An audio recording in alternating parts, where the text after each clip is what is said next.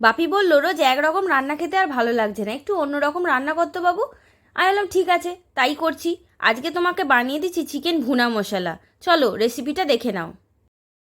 Chicken ভুনা মশলা বানানোর জন্য এখানে আমি 1 কিলো চিকেন নিয়ে নিয়েছি। চিকেনের পিসগুলো একটু বড় সাইজ করে রেখেছি। এখন আমি ম্যারিনেট করে নেব। তার জন্য দিয়ে দেব স্বাদ মতো নুন, আর দেব 2 চামচ কাশ্মীরি লঙ্কার গুঁড়ো, আর দেব 1 চামচ হলুদ গুঁড়ো। এখানে আমি 100 গ্রাম টক দই নিয়ে নিয়েছিলাম, সেই টক দইও এর মধ্যে দিয়ে দেব। এই সমস্ত মশলাগুলো খুব ভালো করে চিকেনের সাথে মাখিয়ে নেব।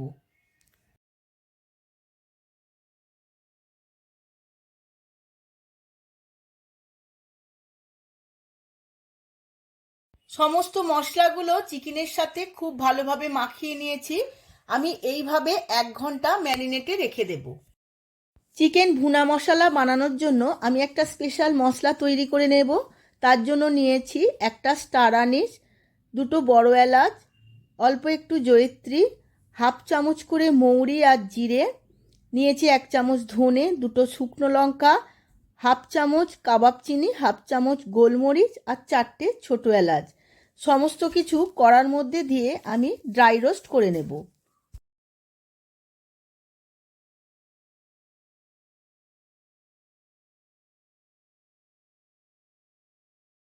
সমস্ত মশলা ভাজতে ভাজতে দিয়ে দেব 2 তেজপাতা।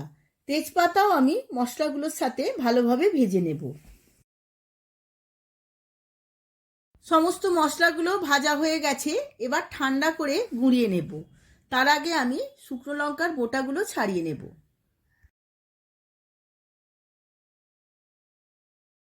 মশলাগুলো ঠান্ডা করে একটা মিক্সিং জারের মধ্যে নিয়ে নিচ্ছি। এবার আমি মিহি করে গুঁড়িয়ে নেব।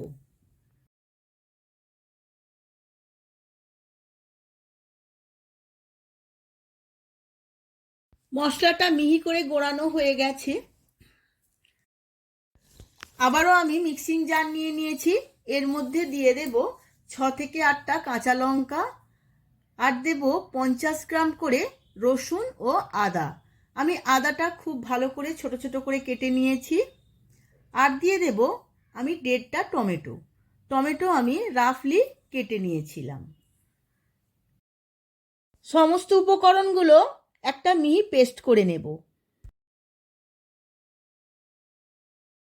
পেস্ট আমার একদম রেডি হয়ে গেছে।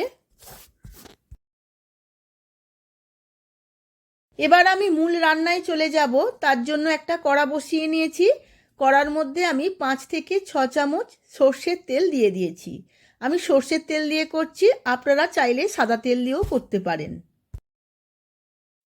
তেলটা মোটামুটি গরম হয়ে গেছে। এর মধ্যে দেব একটা তেজপাতা, একটা ফাটিয়ে নেওয়া শুকনো লঙ্কা, আর 1.5 থেকে 2 ইঞ্চি দারচিনি, আর দেব 4টে ছোটো এলাচ, আর কয়েকটা লবঙ্গ। সমস্ত কিছু খুব ভালোভাবে ভেজে নেব। গরম মশলা, শুকনো লঙ্কা, তেজপাতা ভালো করে ভাজা হয়ে গেছে। এখন দেব 1/2 চামচ জিরে। জিরেও আমি এই সমস্ত কিছু উপকরণের সাথে ভালোভাবে ভেজে নেব। আর দেব এখন 4টে কেটে রাখা পেঁয়াজ।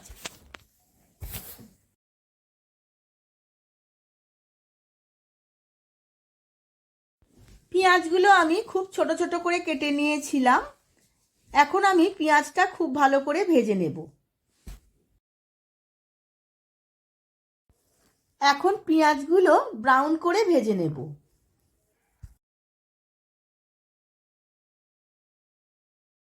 পেঁয়াজগুলো আমার ব্রাউন করে ভাজা হয়ে গেছে। এখন এর মধ্যে দিয়ে দেব 1 চামচ কাশ্মীরি লঙ্কার গুঁড়ো। কাশ্মীরি লঙ্কার গুঁড়ো আমি খুব ভালো করে পেঁয়াজের সাথে ভেজে নেব। কাশ্মীরি লঙ্কার গুঁড়ো এখন থাকতে যদি দিয়ে দেওয়া হয়, তাহলে চিকেনের টেক্সচারটা খুব সুন্দর আসবে।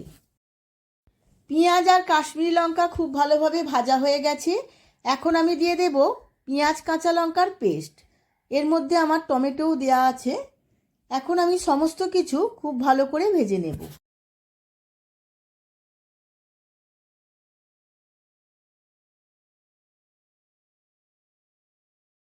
এই সমস্ত কিছু উপকরণগুলো আমি 2 থেকে 3 মিনিট খুব ভালোভাবে কষিয়ে নেব।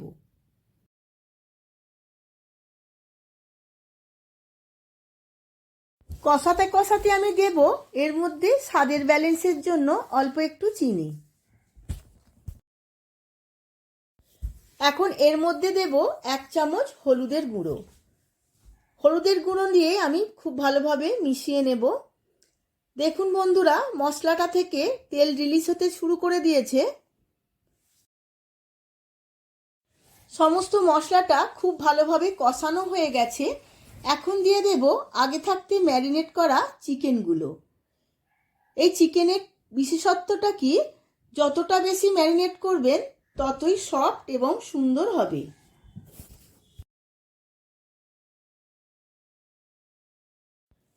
মশলার সাথে সমস্ত চিকেনটা আমি খুব ভালোভাবে কষিয়ে নেব। এখন আমি স্বাদ মতো নুন দিয়ে দেব। ম্যারিনেট করার সময় আমি অল্প একটু নুন দিয়ে ম্যারিনেট করে নিয়েছিলাম, তাই অল্প একটু নুন আমায় এখন দিতে হবে। নুনটা দেওয়ার ফলে সমস্ত চিকেন থেকে জলটা রিলিজ হয়ে যাবে। আমি জল দেব না, এইভাবেই আমি গ্যাসের ফ্লেমটা লোতে রেখে চাপা দিয়ে দিয়ে আমি রান্নাটা করব।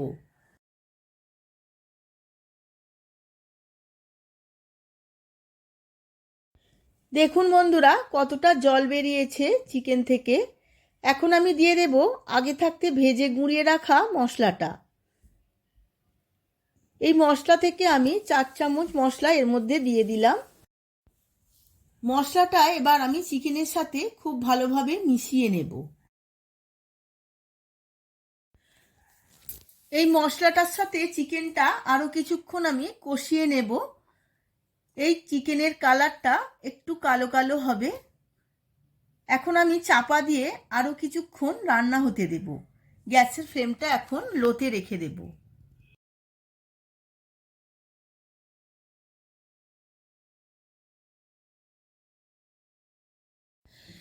চিকেনটা আমার একদম রেডি হয়ে গেছে।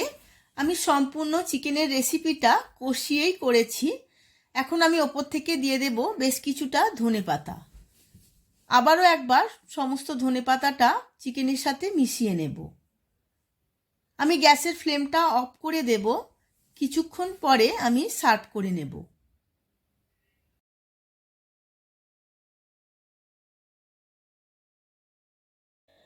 আমি সার্ভ করে নিয়েছি চিকেন ভুনা।